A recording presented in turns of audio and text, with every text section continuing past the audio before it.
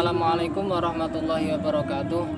Alhamdulillahilladzi an'ama 'alaina wa hadana 'ala dinil Islam wa huwallazi arsala rasulahu bil huda wa dinil haqqi liyudhhirahu 'ala dini kullih.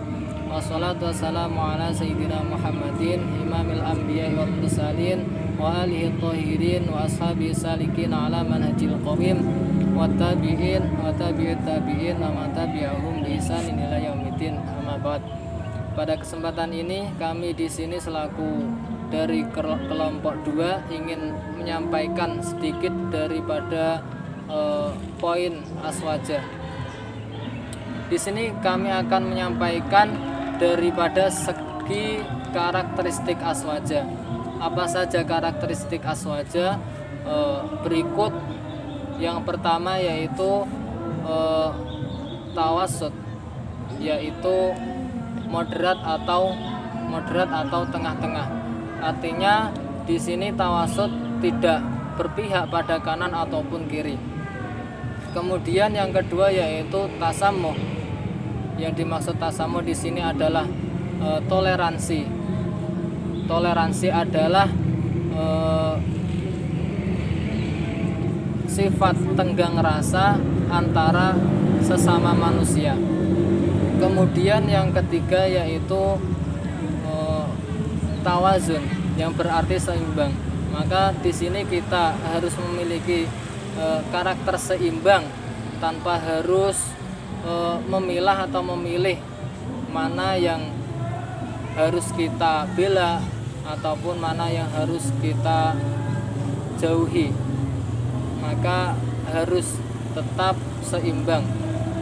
Kemudian yang keempat yaitu i'tidal atau ta'adul, yang berarti proporsional atau adil.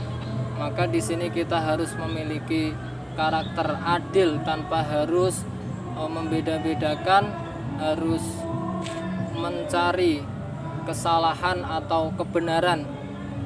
Yang jelas kita harus bersikap adil dengan memandang yang objektif. Kemudian yang kelima yaitu amar ma'ruf nahi mungkar, yaitu memerintahkan kepada kebaikan dan mencegah pada keburukan.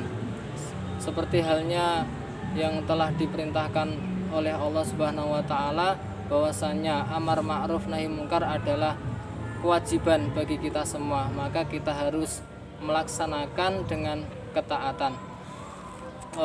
Mungkin dari 5 poin tersebut adalah komponen atau poin dasar yang dimiliki oleh aswaja. Lain daripada itu, aswaja juga mempunyai karakteristik dari segi fikroh atau pola fikir. Yang pertama yaitu fikroh tawasutiyah, yang berarti moderat atau tengah-tengah, sebagaimana yang telah saya sampaikan tadi.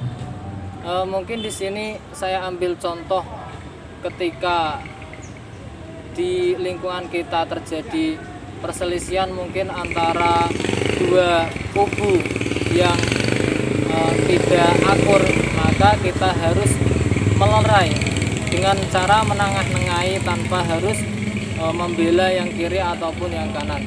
Kemudian yang kedua yaitu fikroh tasamuhiyah. Apa itu? Ya seperti halnya yang ada pada negara kita. Tentunya kita harus mempunyai sifat tasamuh atau toleransi.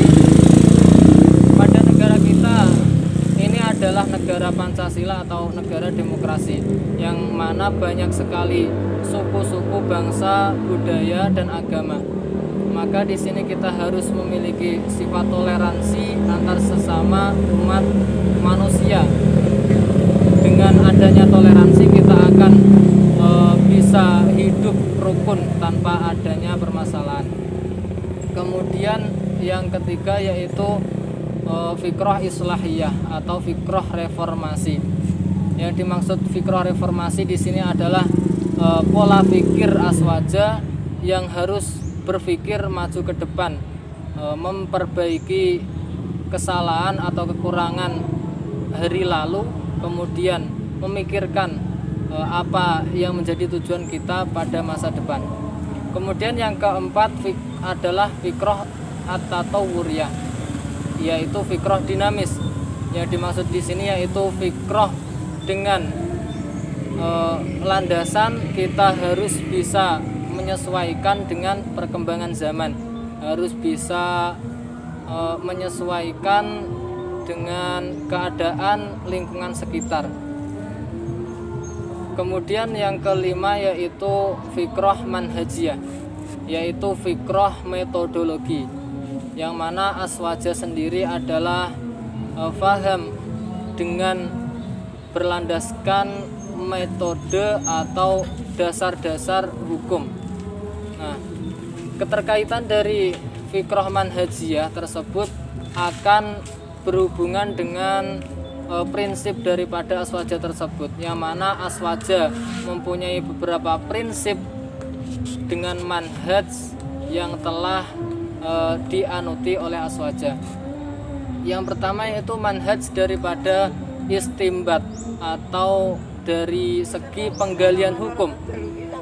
Nah, kemudian di sini aswaja juga mempunyai prinsip dari segi manhaj. Manhaj tersebut adalah dasar dalam beristihad. Yang pertama yaitu menggunakan dasar Al-Quran, yang kedua Al-Hadis, yang ketiga Al-Ijma, dan yang keempat Al-Qiyas. Mengapa kita harus berpedoman pada empat tersebut? Yang pertama tentunya Al-Quran. Al-Quran adalah pedoman bagi umat Islam, seperti halnya firman Allah, dzalikal kitabul la raiba fihi hudal lil muttaqin.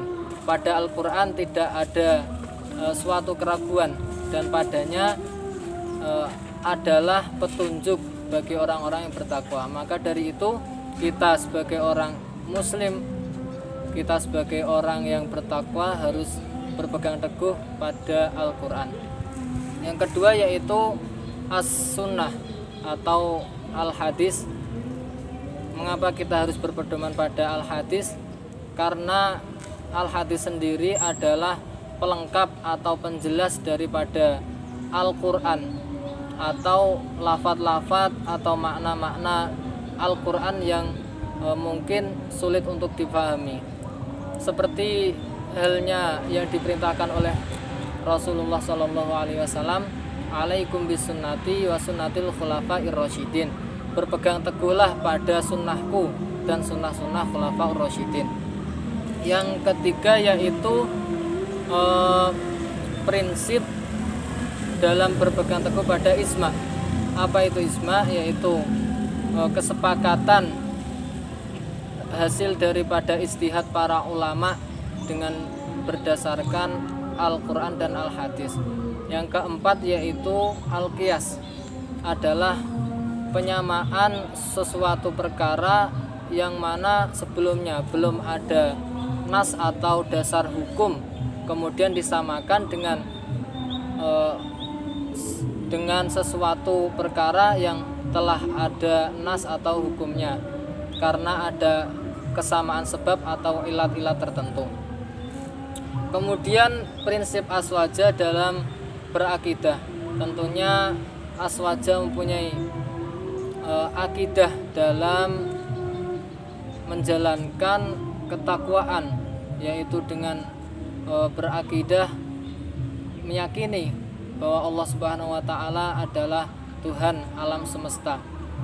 Tentunya kita juga mempunyai imam atau rujukan dalam berakidah, yaitu Imam Abul Hasan al-Asy'ari dan Imam Abu Mansur al-Maturidi.